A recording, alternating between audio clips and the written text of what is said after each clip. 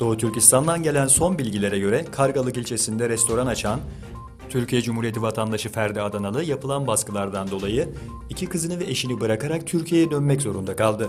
Uygur eşinin bir yıldır eğitim kampında olduğu belirtildi. Doğu Türkistan'da Uygur soydaşlarıyla evlenen diğer Türkiye halklar için aynı baskı ve zulüm politikaları devam ediyor.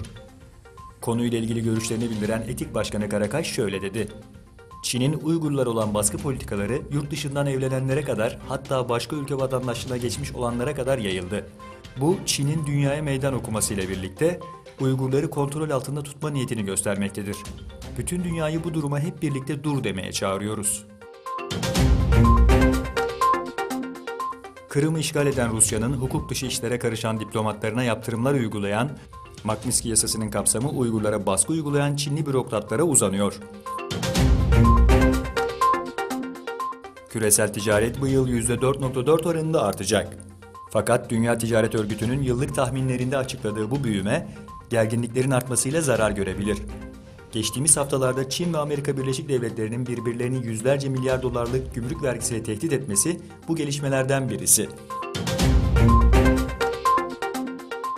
Yunanistan Hava Kuvvetleri'ne ait bir jet düştü. Mirage 2000 savaş uçağı İskiri Adası'nın 4 mil kuzeydoğusunda Ege Denizi'ne çakıldı. Yerel saatle 12:15 sıralarında adaya yakın noktaya inişe geçtiği sırada düşen uçağın pilotunun hayatını kaybettiği açıklandı. Suriye'de sivilleri de hedef alan kimyasal silah saldırısıyla ilgili tartışma büyüyor. Avrupa'da ülkeler tırmanan krize müdahale seçeneklerini masaya yatırıyor.